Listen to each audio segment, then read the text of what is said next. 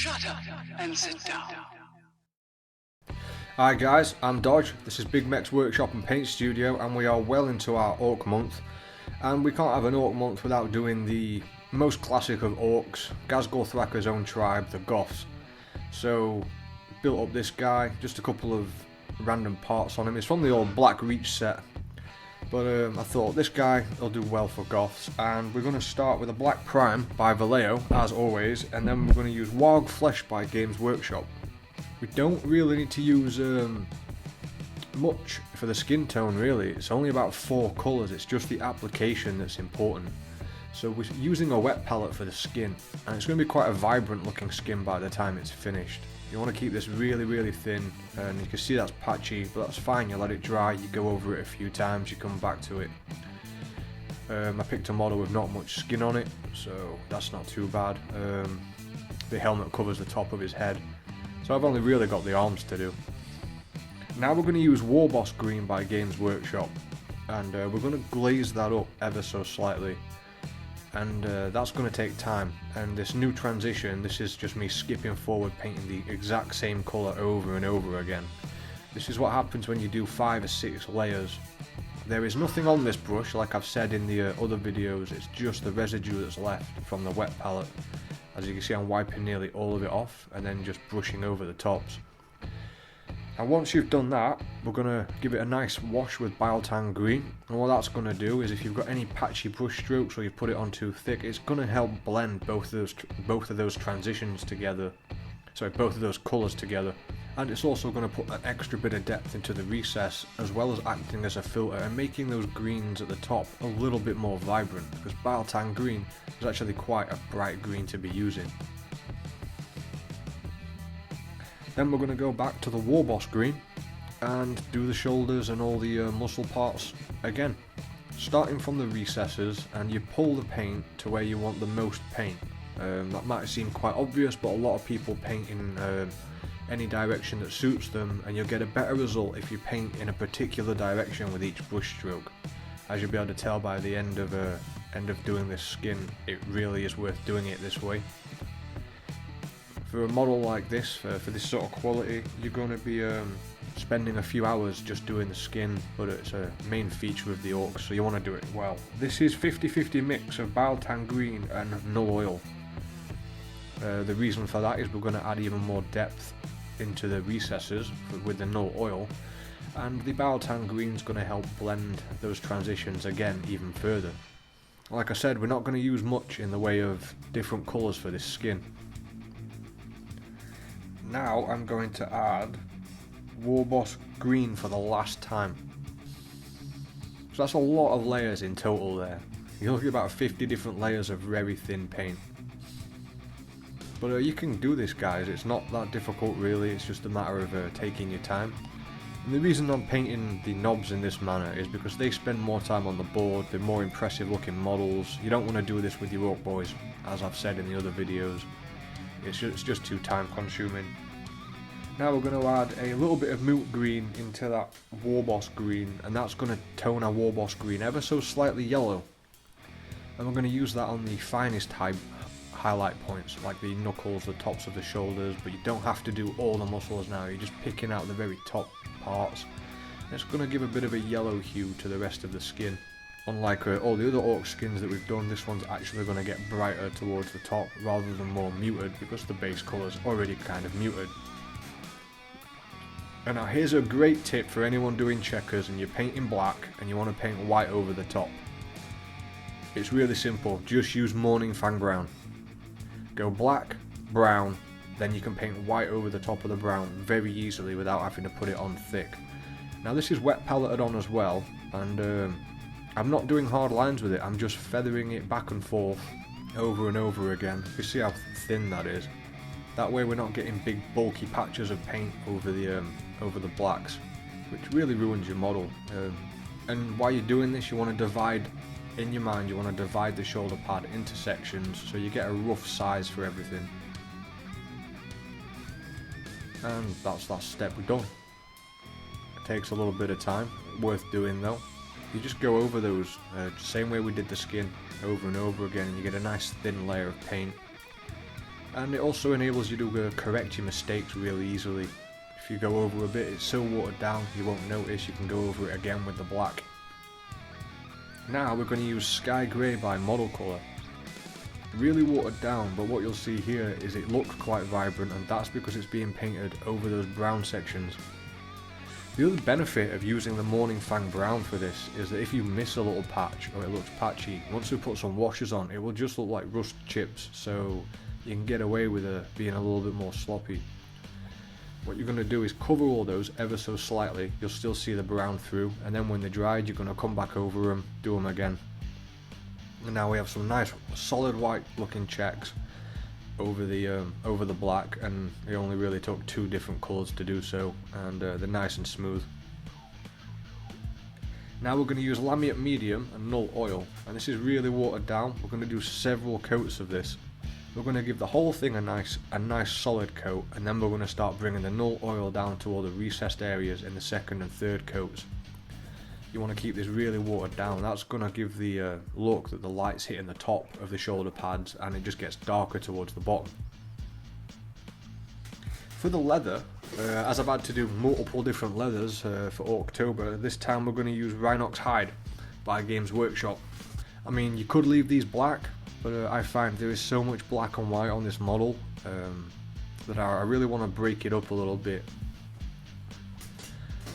Plus, painting all these black and whites get a bit tedious. It also adds a little bit of colour to the model, but we want a dark leather. We don't want a tan or something much lighter than usual. So to make a bit of a difference in the colour scheme, as you can see I've done most of the metallics there in Gunmetal by Game Colour, but that's the solid steel pieces. I wanted something a bit more brassy, so I started with a Brass Scorpion by Games Workshop. The reason for that is I'm basing these particular Goffs on the index artwork, and I thought they looked pretty interesting and the metallics look different, so I decided to go for that, just to make a change from using the Warplock Bronze that we usually use and Brass Scorpion. Next I'm using Gold by Model Air Metallics, and this paint is one of the reasons that we use the Brass Scorpion. It's given us a very solid rich base, and the gold's quite a light colour. So we're going to start glazing that from the centre to the top of all those parts. You shouldn't have much of a problem glazing with this particular paint, as the Model Air metallic range is really thin and goes on nice and smooth. Then we're going to use Seraphim Sepia by Games Workshop to start toning that. And this colour is going to enrich those metallics ever so slightly and make them look a bit more gold. But they're not going to be gold when we're done. We're going to have verdigris looking things on them, and we're going to tone them down with a lot of washes. Because obviously Orks wouldn't have anything this shiny, unless maybe they were flash kits. Could have been a good colour to use for the flash kits. Then we're going to go back up with Gold Model Air Metallic for the top quarter of the banner. As you can see, we're starting to get a good transition across the tops of all these. A nice rich reddish brass to a really light gold sort of colour. And it really helps break up the bland colours of the Goffs. And there's quite a few metallic bits, but it's completely up to you which bits you're going to pick out. Then we're going to tone it all down again with an Agrax Earthshade wash. One of the reasons I'm putting so many washes and layers on this is I wasn't quite sure what kind of colour I was going to end up with, as I don't usually use this set of colours as a metallic, but I'm quite happy with the end result. You can tone these down as much as you want. Obviously you can tell I've watered down my Agrax Earthshade a lot there, so I can build it up in layers.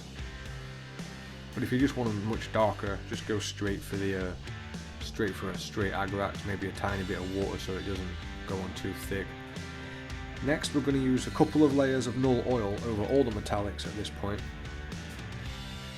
And they're obviously really thinned down. It's just going to add some depth to all those metals, because these silvers have not really had anything done to them. They're nothing special, but we'll come back to those later on.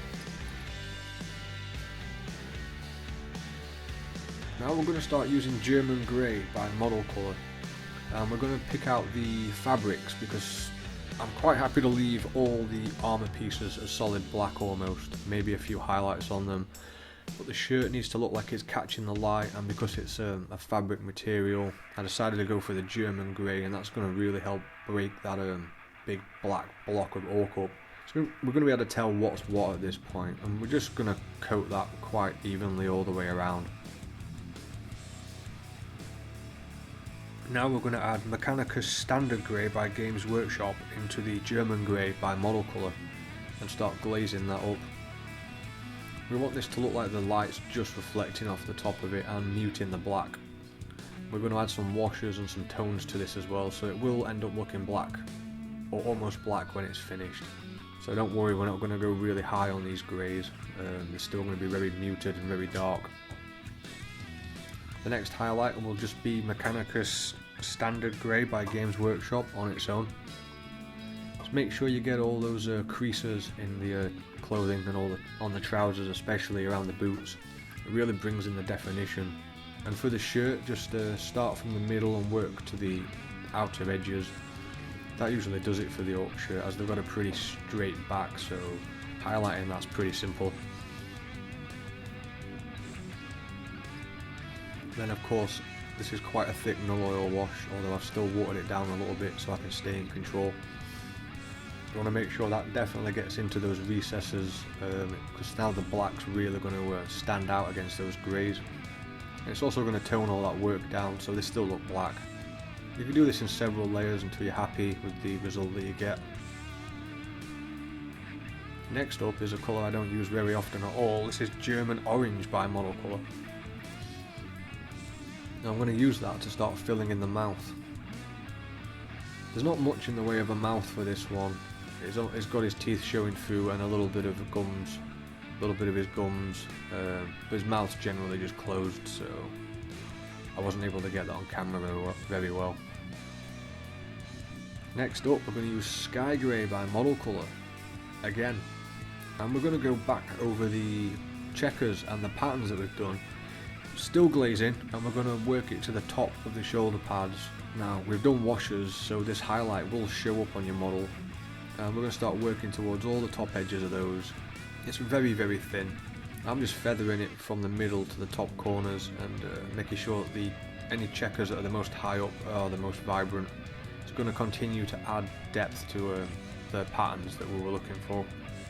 Now German Grey and Mechanicus Grey again, because we're trying to make everything unified in this palette and match, and we're going to start doing the black checks in the same sort of way. If you haven't got the patience for it, you can just do a simple line across the top of each check, and that will work. If you're in a rush to get them done, just put a line across the top of each and it will act as an individual highlight per square. Now this is Model Air Metallic Black, which I don't use very often, but it's a very thin black for airbrush, and I've watered that down a lot instead of using another null oil, and I'm basically glazing that in reverse. I'm glazing it downwards into the recesses to add some more shape to those legs and to the trousers, and also make sure the underneath of the trousers and folds are nice and black, because that's going to really accentuate the greys that we have done.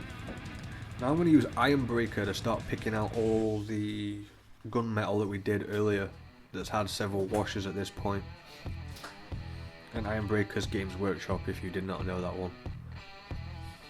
And as you can see, he's really coming along nicely now. Again, really thin paints, guys. Just basically glazing and feathering the very tip of my brush to the tips of whatever it is I'm painting, just on the corners. For the mouth, I'm going to fill that in now with Recklon Flesh Shade. Don't be too worried about getting this on the lips, because we're going to fix up the lips and paint those again later as well. Painting mouths is always a bit of a pain on camera. Never seem to get it to stay in focus. But as you can see, this model's coming along nicely and everything's very well defined. And for the claws, I'm going to use XV88 by Games Workshop. I'm going to do a couple of layers of this. We don't really need to do too much on the claws, but XV88 was it fit the palette quite well. It complemented all the brasses and metallics we had on, and also looked a bit different to everything else. So it's quite a vibrant contrast to his skin, but it's not too over the top, it's just enough so you can see the parts quite well.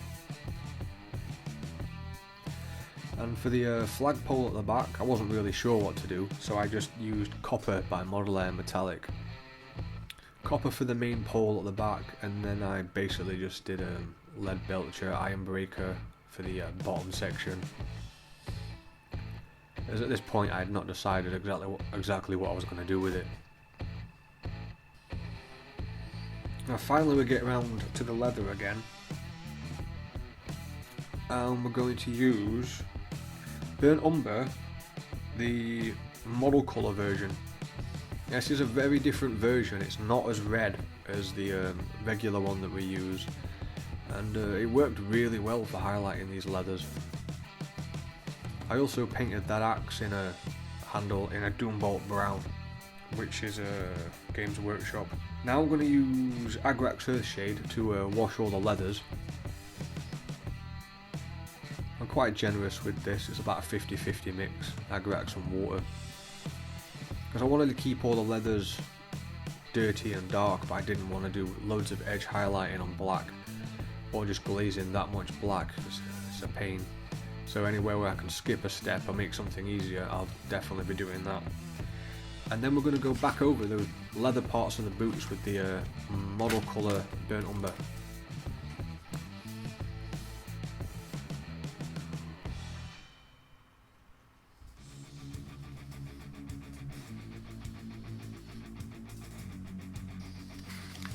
Now for the horns on the helmet, I decided I'd start with a more of a traditional colour, one you've probably seen me use before. Go for a Morning Fang brown.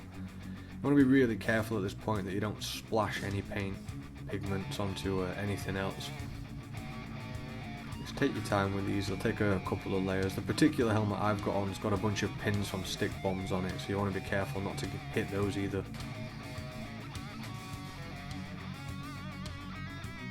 Then we're going to start glazing those up so they've got a Xandri dust layer on them, leaving the smallest amount of Morning Fang brown in the darkest recesses towards the helmet. Again, really thin watered down paint from the wet palette. Just do a little bit, let it dry for a second, do it again, and you get a real nice transition. And obviously after that, it's going to be your Shabty Bone. And at this point I'm using a Winsor Newton Series 7, and I'm going to start drawing some lines on there as well. Very thin lines, but you keep it really watered down, you just keep going over the same area, let it dry, and it will build up those lines, which make the horns look a lot more realistic. Gives them a bit of a pattern, so there's something more to look at than just a solid bone piece. While that's drying, I'm going to use Slanesh Grey by Games Workshop to start picking out the lip. It's going to be a bit different to the lips we did on the other ones so far. Just be careful not to get anything on the teeth or on the gums. I've started liking painting the orc lips because they're very pronounced. It's got a lot of detail in it. It's a bit of a challenge to pick them out as well. Now while that's drying, I'm going to use an Agrax Earthshade wash on the horns.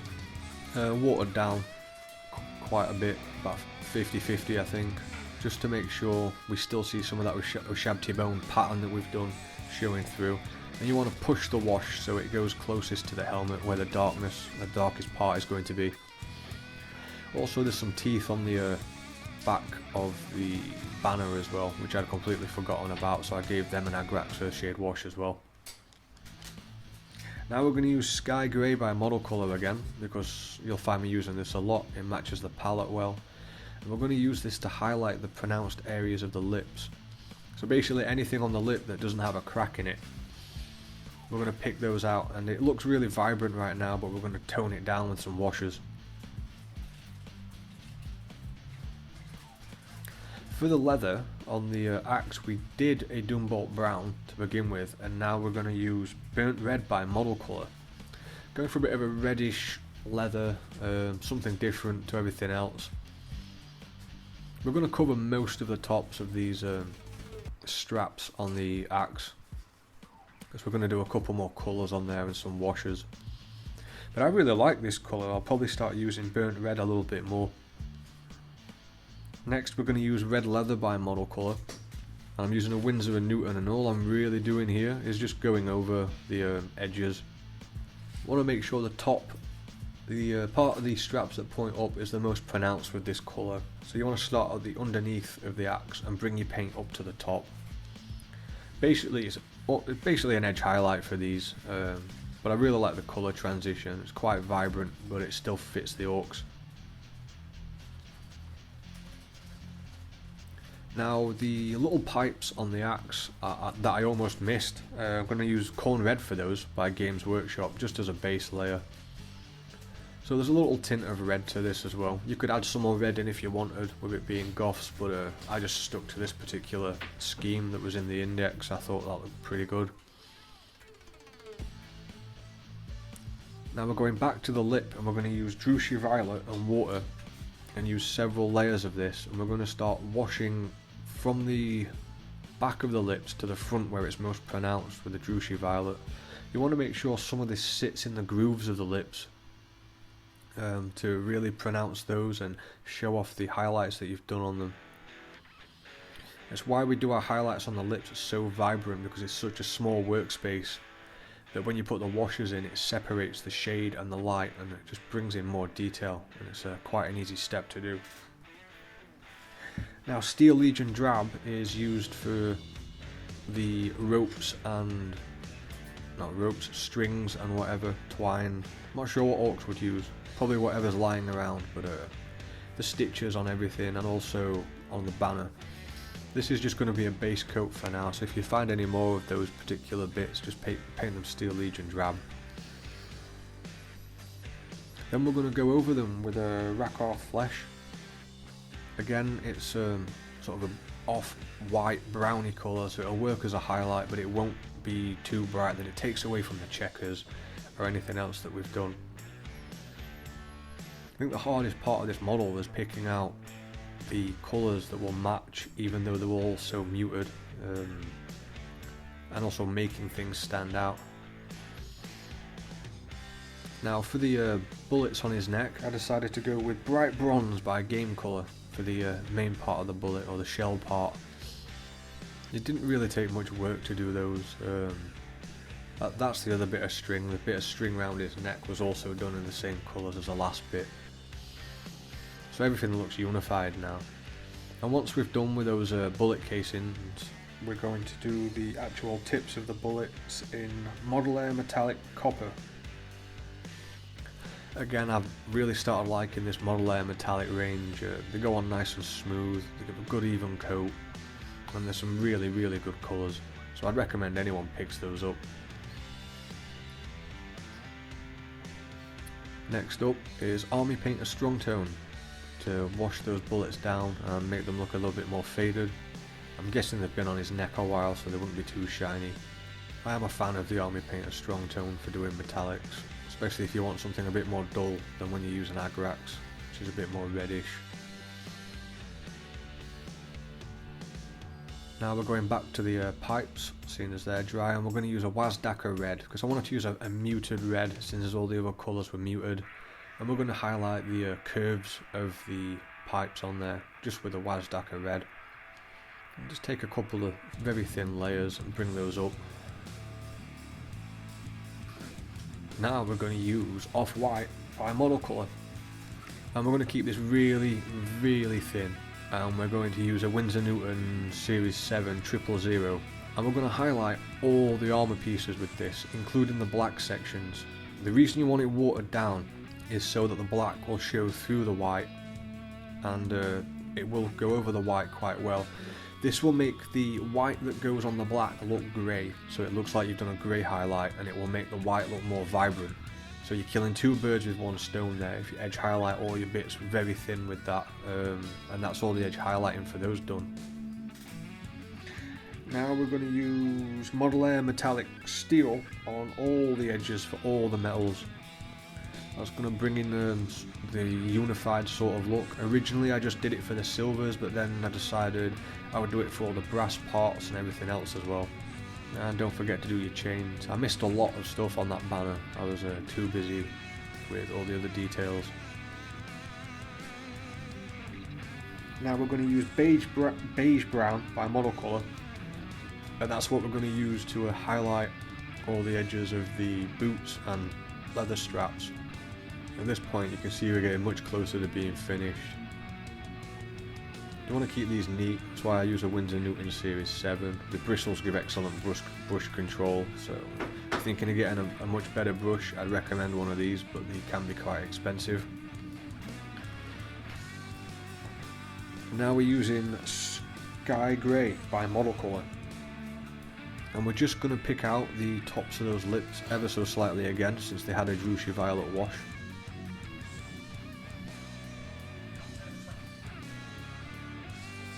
And next is Model Air Metallic Blue mixed with Typhus Corrosion, which worked quite well for doing the verdigris actually. It was a bit of an experiment, but Model Air Metallic Blue, Typhus Corrosion mixed together does make a very dark grimy blue, and I started putting this into sections on the brass to make it look a little bit more weathered.